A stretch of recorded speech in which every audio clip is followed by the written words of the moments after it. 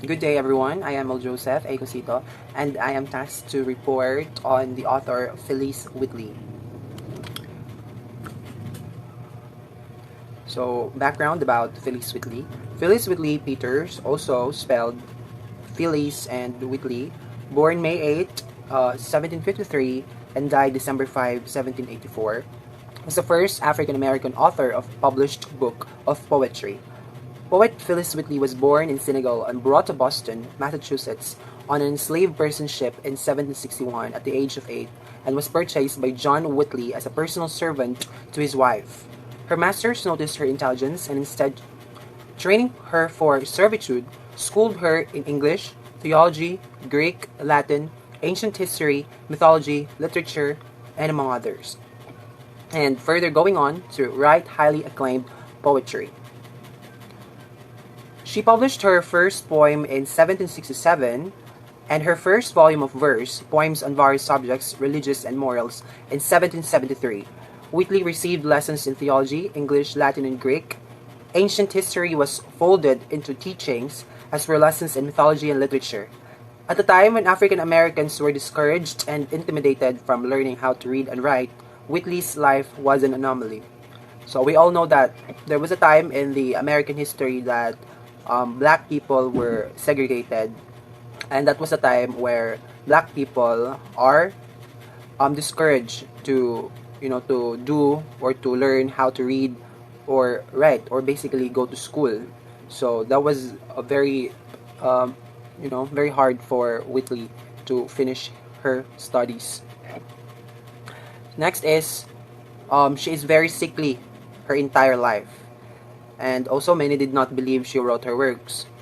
So many people, because of her black skin, doesn't believe the ability of Whitley to write poems, and because of that, she received a letter of confirmation of works from influential men in Boston, including John Hancock, published first poem at 12. So there were famous people who are authors that confirmed the ability of Whitley in writing poems. And Whitley started writing poems at the age of 12, which is a sign of being a prodigy.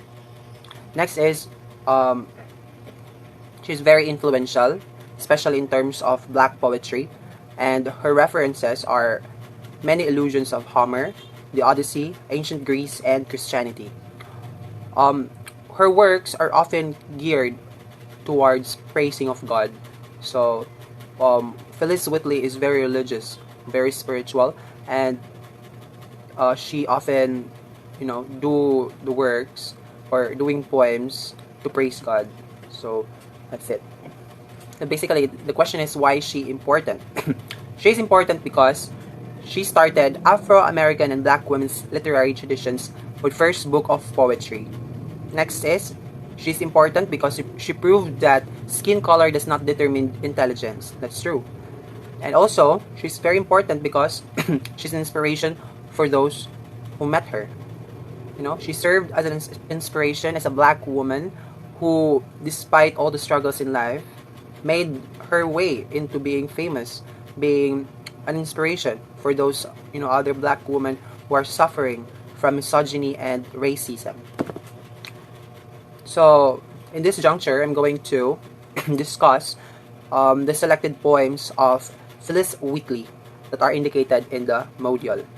The first poem that I'm going to talk about and analyze is entitled On Virtue by Phillis Wheatley and was published in the year 1766.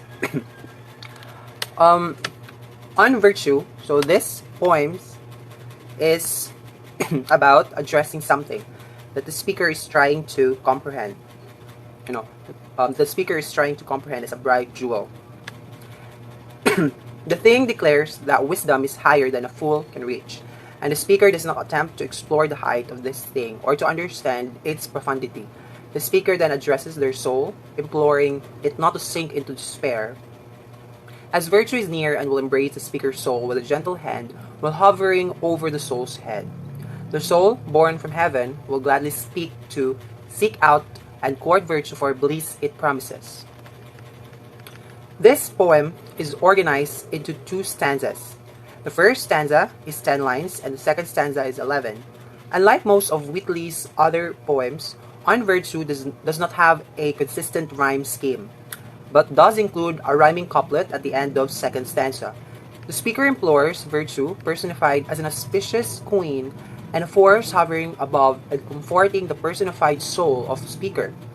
To keep chaste and pure, indeed, in the first stanza, the speaker addresses some force that it cannot comprehend, but it isn't clear whether this force is virtue, the speaker's soul, or something else. The second half of the first stanza reveals that the speaker gladly speaks with and seeks and courts virtue, inflecting the poem with sexual and romantic element.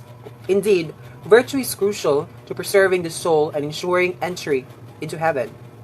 Thus, when the speaker's heaven-born soul is embraced by virtue, the poem suggests that the speaker is resisting temptation by courting virtue. The second stanza continues the sexual and romantic imagery of the first stanza, as virtue spreads her pinions or wings, and leads chastity among. Here, the speaker states that chastity is celestial, again suggesting that virtue controls chastity and that chastity is godly part of virtue. Virtue is arrayed by glorious assistants, and speaker implores virtue to attend them through their youthful years and guide them to endless life and bliss. The speaker asks virtue to teach them a nobler lay, a better strain, and both lay and strain hold sexual connotations in this line. Indeed, the juxtaposition of this sexual imagery with divine heavenly imagery is comical and slightly ironic, as virtue is enthroned with cherubs, angels that wait on God, while the speakers asks virtue to keep them from unchaste sexual acts. So that was the analysis on the story or in the poem by Phillis Wheatley entitled On the Virtue. The next work of Wheatley that I'm going to analyze is On Being Brought from Africa to America, published in 1773. So, On Being Brought from Africa to America is a poem written by Phillis Wheatley, and it was published in her 1773 poetry collection entitled Poems on Various Subjects, Religious and Moral. The poem describes Wheatley's experience as a young girl who was enslaved and brought to American colonies in 1761 as the first African-American woman to publish a book of poetry. Wheatley uses this poem to argue that all people, regardless of race, are capable of finding salvation through Christianity. So this is very evident on the fact that Wheatley is very spiritual and religious, and she often do the works of poem by by showing that or showing religion, or for example in this poem she uses Christianity because there was a time back then that black people are considered not to be able to go to heaven because they're black, because of the color of the skin. But Whitley states or believes that it doesn't matter the color of your skin. It doesn't matter, but the thing that matters is your faith in God, and whether you're black or white, you do have the opportunity in being saved or being or having redemption. So that was her stand on being brought from Africa to America. Further, by tapping into the common humanity that lies at the heart of Christian doctrine, Whitley poses a gentle but powerful challenge to racism in America. So that was the theme of the poem, which is racism and religion during the time of the black oppression of the white people. So the theme, as I've said in this poem, are also Christianity and racial equality. So on being brought from Africa to America, the speaker also argues that Christian teachings have led her to reject racism on the grounds that all people are equal in the eyes of God. So that's true, all people are equal in the eyes of God. She directly rejects the belief that African Americans are not capable of redemption, which I've said a while ago. a prevalent idea among the white Christian community in the 18th century, and insists that black people too may join the angelic train of God. So that is the analysis for On Being Brought from Africa to America, 1773. So let's continue. The next work of Phillis Wheatley that I'm going to analyze is entitled To S.M., a Young African Painter on Seeing His Works. So the speaker receives extreme delight from seeing the paintings of S.M. because he brings life and breath to painted characters. So S.M. is very good at painting, that he is able to bring life and breath to his works or characters that he paints. So the speaker implores the painter to pursue noble path and to set his sights on immortal fame and reaching the 12 gates of celestial Salem. So the speaker then wishes S.M. to be inspired by the muse to have his soul at peace. But once S.M. and the speaker die, darkness will become everlasting. They will no longer require the muse or have anything to write about. So their creation will die with them. So this poem contains 2 stanzas. So the first stanza is composed of 18 lines with rhyming couplets, and the second stanza is composed of 16 lines and is comprised of rhyming couplets. These rhyming couplets give this poem a classical, heroic, and musical quality. This poem begins with the speaker describing a painting drawn by S.M., an abbreviation for Scipio Moorhead. So that was the name of the painter, Scipio Moorhead. So the artist who drew the engraving of Wheatley featured in her volume of poetry. The speaker describes the artist's work as bringing painting to life, animating thought and intention.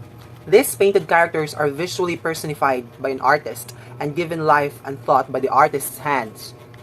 So these paintings led to the speaker to contemplate a nobler path for herself and for painter, and she implores the painter to look on deathless glories, to observe and to anticipate the afterlife and eternal fame in art.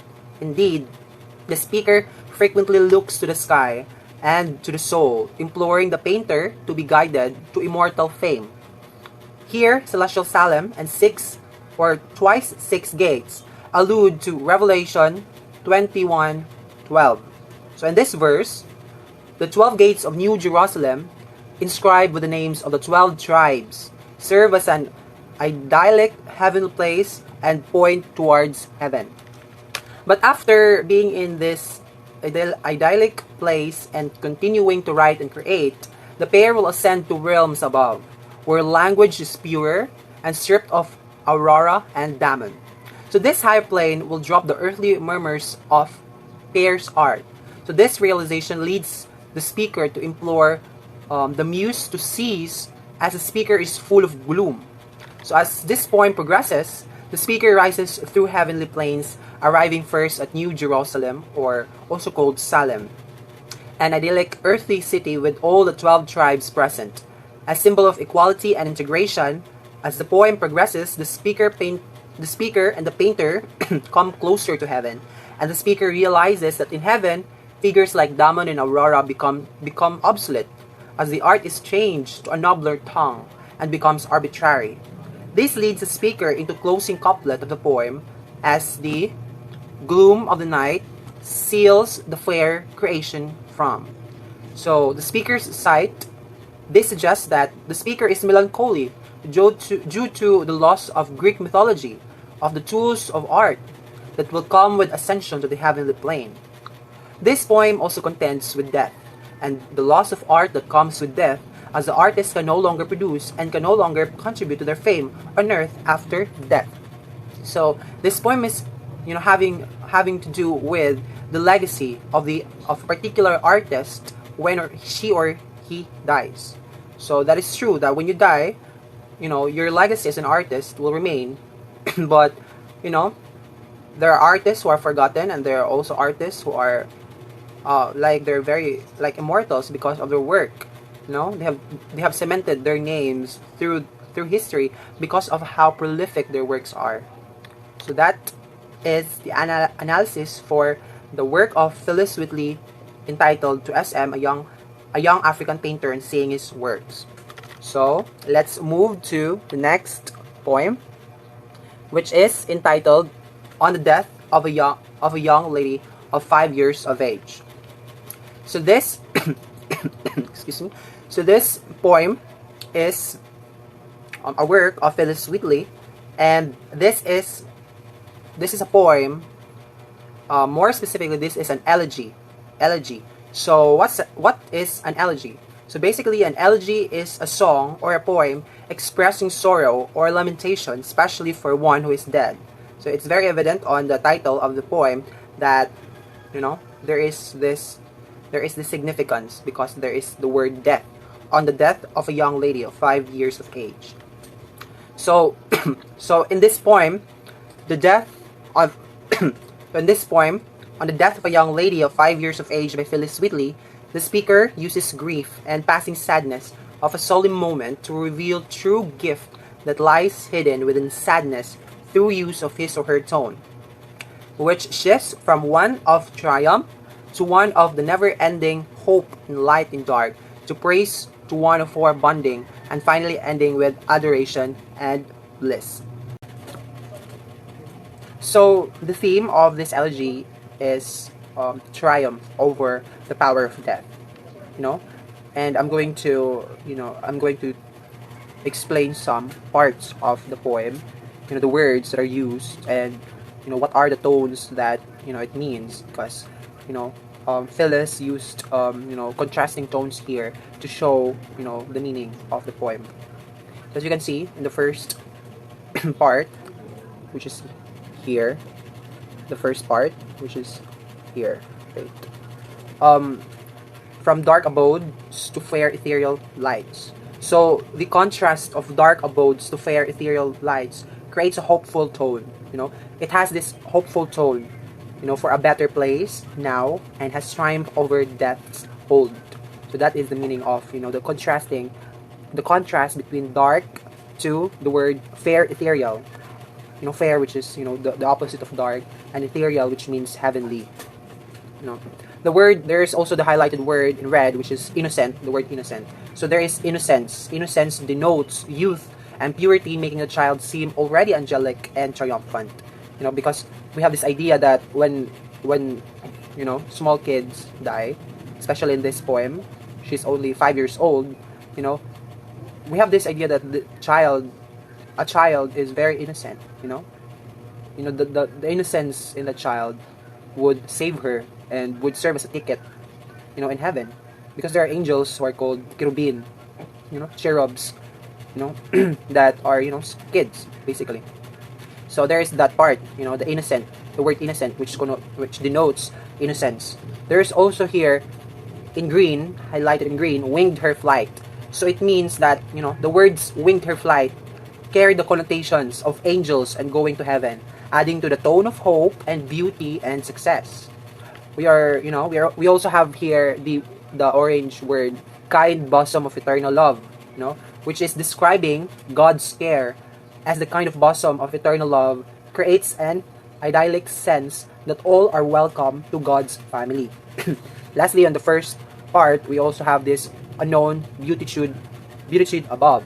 So the word beatitude denotes an intense beauty and joy and peace. So you see that there are contrasting tones in the poem itself that creates this this beauty in the poem. Yes, there are contrasting ideas in the poem itself. Further, in the next part of the poem, this part is it means having this intense hope for the future. Intense hope for the future. As you can see, there are words highlighted in orange. So the use of orange words creates a sense of sadness and the idea that death is inevitable, the inevitability of the end. So we can't we can't really go against death, because death is inevitable. So it creates this sense of sadness.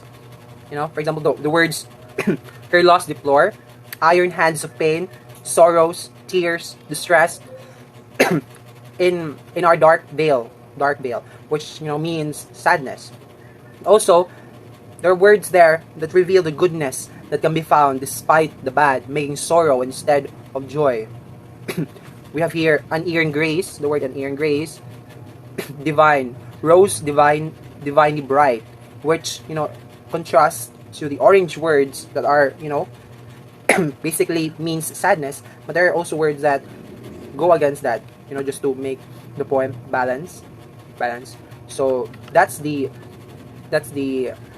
elegy by Phillis Wheatley that is entitled "On the Death of a Young Lady of 5 years of Age." So that's it. So let's go to the next and last work of Whitley, which is entitled "To His Excellency General Washington." So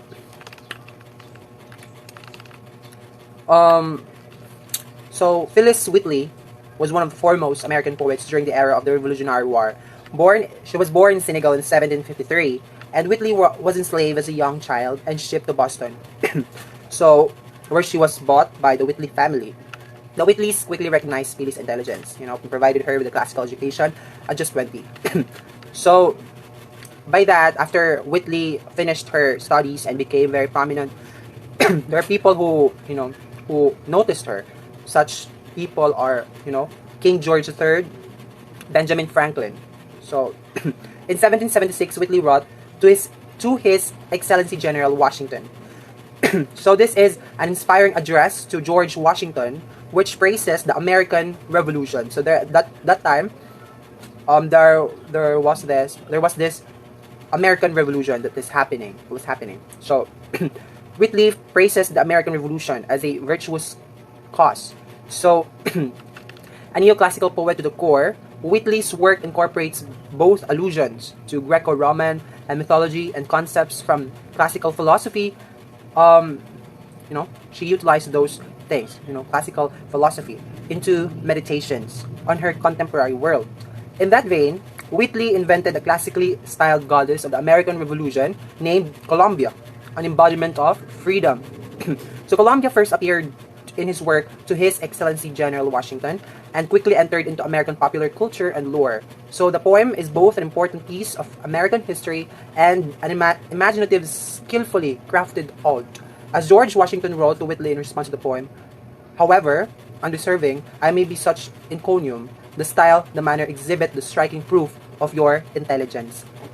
So after Whitley wrote that poem addressing to George Washington, George Washington replied to Whitley, praising also Whitley about her intelligence and the prolific ability of Whitley in poem writing.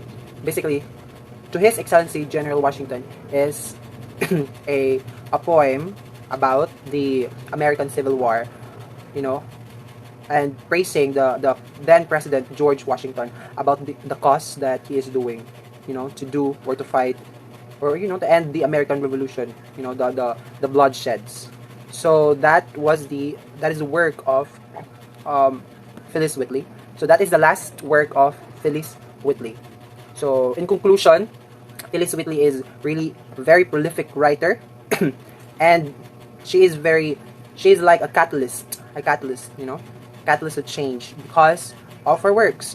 Because she's a black woman, which means it's very hard for her, to do the right things, because way back then you can't do, you don't have the same privileges and opportunities as a white man. So it's very brave. It's a very brave part of her that, despite all the struggles in life, she's able to be a successful writer. And also, I'm very proud of her because of her, despite the struggles, she is, incorporating the spirituality and the religion into his works, incorporating Christ in his works. So that's a very good thing, because that's what I've said, as what we've tackled. Your works serves as your legacy when you die. So when you die, your works will be the things that would remind people of you. So if you incorporate Christ in your work, then it would be better. So that's all. Thank you.